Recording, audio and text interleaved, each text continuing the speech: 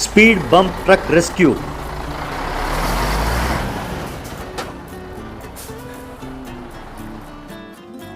रांची नाम के गांव में लालू नाम का सरपंच रहता था। वो बहुत लालची था। लालू और साहू नाम के कॉन्ट्रैक्टर दोनों मिलकर सरकार जो भी सुविधाएं प्रबंध करती वो सारे पैसे ये दोनों ऐंठ लेते थे। एक दिन उस गांव में रक्षा नाम की एक टीचर आई। ये जानकर लालू और साहू उसके पास आए। नमस्ते मैडम, मेरा नाम लालू है। मैं इस गांव का सरपंच हूँ। आप तो समझ ही गई होंगी कि ऑफिशियली मैं इस गांव का राजा हूँ। अभी इस स्कूल की हालत देखकर सोच ही रही थी कि इस गांव का सरपंच निकम्मा है कौन कि आप खुद ही आ गए। आपको मेरे तनख्वाह में से कमीशन चाहिए है क्या? अरे वाह, बस आप पढ़े लिखों से यही एक फायदा है, बिना कुछ कहे ही आप सब समझ जाते हैं। बस आप ही खुद ही देख लो और हर महीने थोड़ा बहुत पैसे घर भेज दिया करो। वैसे आप स्कूल ना भी आए तो चलेगा, मैं सब संभाल लूंगा, आपकी हाजिरी वगैरह सब।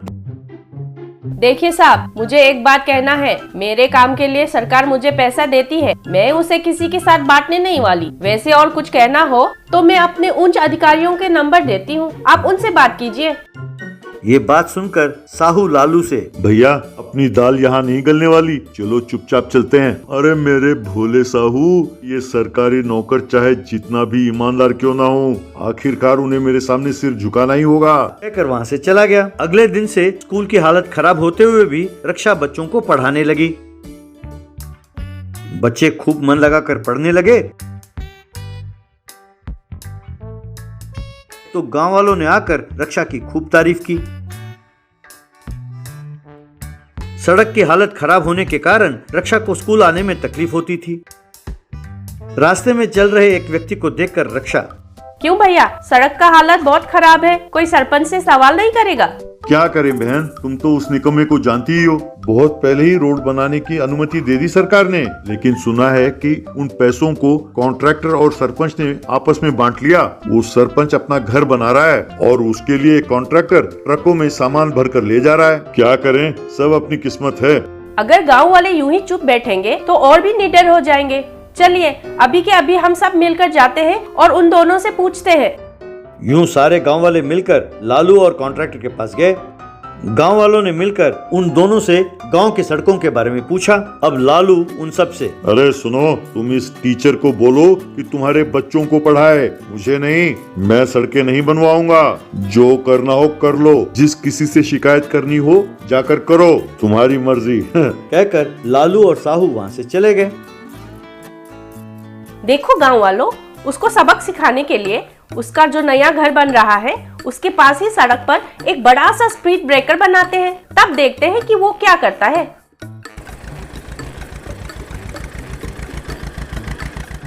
यूं उस रात को सब गांव वालों ने मिलकर लालू के घर की ओर जाने वाली सड़क के ऊपर एक बड़ा सा स्पीड ब्रेकर बनाया। बाद में लालू के घर की ओर ट्रक पर माल लेकर जाने वाले कॉन्ट्रैक्टर ने उस स्पीड ब्रेकर को देखा तो हैरान हो गया।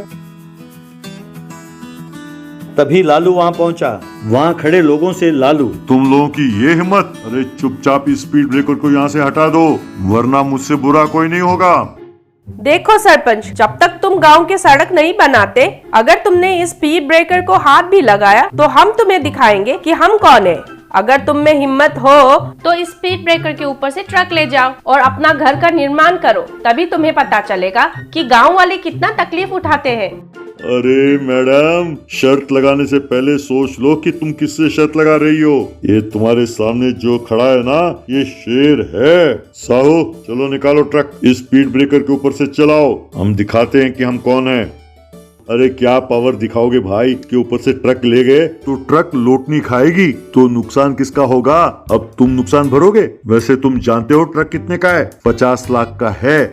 क्यों रे कमीने, तुम मेरे पैसे खाते हो और तुम मुझे ही जवाब देते हो। कहकर लालू ने साहू को 4 थप्पड़ मारे, फिर खुद ही ट्रक में चढ़कर बैठ गया और ट्रक को स्पीड ब्रेकर के ऊपर से चढ़ाने लगा। माल से भरे होने के कारण ट्रक थोड़े ऊपर जाकर फिर से नीचे फिसलने लगी, लेकिन बिना रुके लालू ने और एक्सीलरेटर दिया तो ट्रक स्पीड ब्रेकर के ऊपर चढ़ गया। उसके बाद संतुलन खोकर ट्रक लोटनी खाने लगी। ये देखकर लालू ट्रक से कूद गया। इस तरह ट्रक का सारा माल नीचे बिखर गया और ट्रक को भी काफी नुकसान हो गया। ये देखकर साहू लालू के पास आया और गुस्से में, अरे नालायक कमीने, तुझे कई बार समझाया, तेरे समझ में नहीं आया? मेरे इतने बढ़िया ट्रक का नुकसान कर दिया, अब भरो हर जाना। अरे कमीने, ज्यादा नाटक करता है। जाओ इंश्योरेंस क्लेम करो। अरे क्या इंश्योरेंस क्लेम करूं? तूने जो काम किया है इसके लिए कोई इंश्योरेंस नहीं देता। यूं सबके सामने दोनों लड़ने लगे।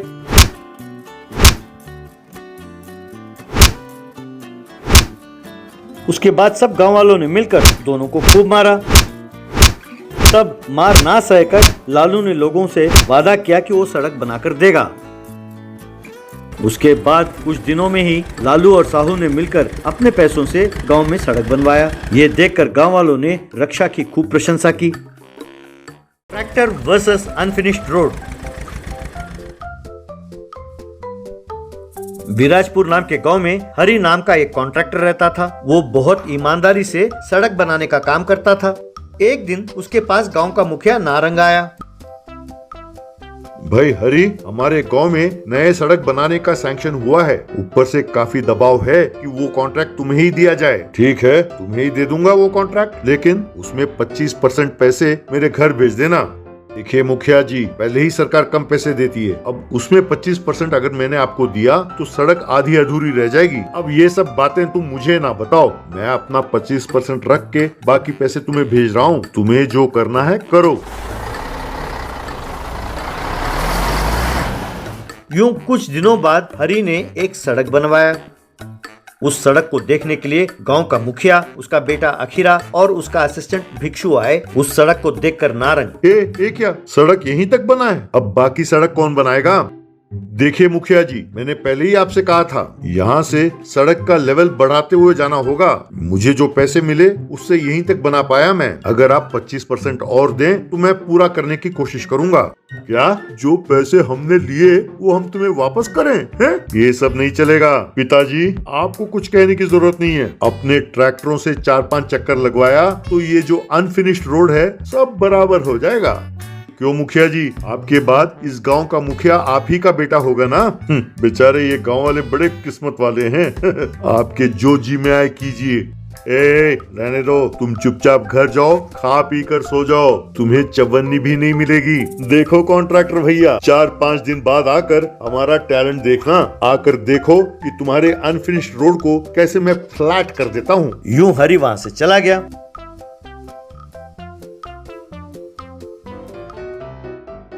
बाद में नारंग अखीरा से, अरे बेटा, तुमने जो कहा वो कर तो दोगे ना? नहीं तो वो 25% उसे देकर सड़क को पूरा बनवा देते हैं। पता नहीं क्यों मुझे तुम पर यकीन नहीं होता बेटा। ऊपर से अगले महीने मंत्री जी भी आने वाले हैं। मालिक, मन की बात हमेशा सच होती है। अगर मन की बात सुन ले तो सब खुश रहेंगे। ये बात सुनकर अखीरा भिक्षु को भगा भगा कर मारने लगा। तब नारंग और भिक्षु वहां से भाग गए। अगले दिन अखीरा अपने ट्रैक्टर को लेकर अनफिनिश्ड रोड के पास आया। ट्रैक्टर में बैठकर उस अधूरे रोड के उस पार जाने लगा। ट्रैक्टर नीचे गिरते गिरते रुक गया। तब अखीरा गुस्से में, अरे इस तरफ से नहीं, दूसरी तरफ से चलाऊंगा तब ठीक होगा, कहकर ट्रैक्टर को दूसरी ओर घुमाने लगा। पर वो जोर डालने की वजह से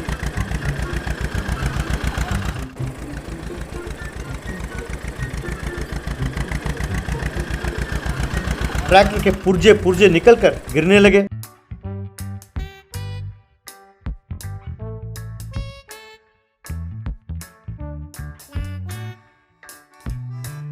तभी भिक्षु वहां आया। वो देखकर, अरे ये क्या कर दिया छोटे मालिक आपने? इतना बढ़िया ट्रैक्टर का बेड़ा गर्क कर दिया। अरे ये ट्रैक्टर नया था। देखो, मैं पहले ही बहुत गुस्से में हूँ और तुमने मुझे नसीहत दी, मैं तुम्हें ट्रैक्टर और सड़क के बीच में कुचल डालूंगा। तुम तुरंत जाओ और 4 ट्रैक्टर किराए पर ले आओ। इस मिट्टी के ढेर को मार मार कर इसे फ्लैट करना पड़ेगा, नहीं तो मैं तुम्हें यही मार डालूंगा। तुरंत फोन लगाकर ट्रैक्टर मंगवाओ। तब भिक्षु ने फोन किया और कुछ ट्रैक्टर्स किराए पर मंगवाए। उसके बाद ड्राइवरों को वहां से भेज दिया। अब अखीरा एक एक ट्रैक्टर के साथ उस अनफिनिश्ड रोड को टक्कर मारने लगा। इस तरह सारे ट्रैक्टर एक के बाद एक खराब होते चले गए।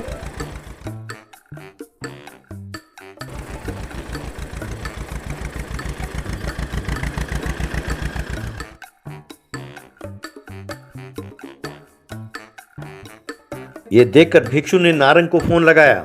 नारंग वहाँ दौड़ा दौड़ा आया। उसने अखीरा के करतूत देखा। अरे नामाकुल, ये तुम कर क्या रहे हो? तुमने सड़क बनाने के लिए इतने सारे ट्रैक्टरों का बेड़ा गर्क कर दिया। अरे उन पैसों से ऐसे 4 सड़कें और बना सकते थे। अब जानते भी हो कि इन ट्रैक्टर वालों को कितने पैसे देने होंगे। वैसे तुम पर भरोसा करना मेरी गलती है। अगर जेसीबी वाले को 2000 रुपए देता तो इसको बराबर कर देता वो। अरे हाँ, ये आइडिया तो बहुत बढ़िया है। तो मुझे पहले क्यों नहीं बताया पिताजी? आराम से 2000 रुपए में काम भी हो जाता और मेरा वक्त भी बर्बाद नहीं होता और इतने सारे ट्रैक्टर खराब भी नहीं होते। तो ठीक है, तुरंत आप जेसीबी मंगवाओ और वो काम कराओ। कहकर वहाँ से चला गया।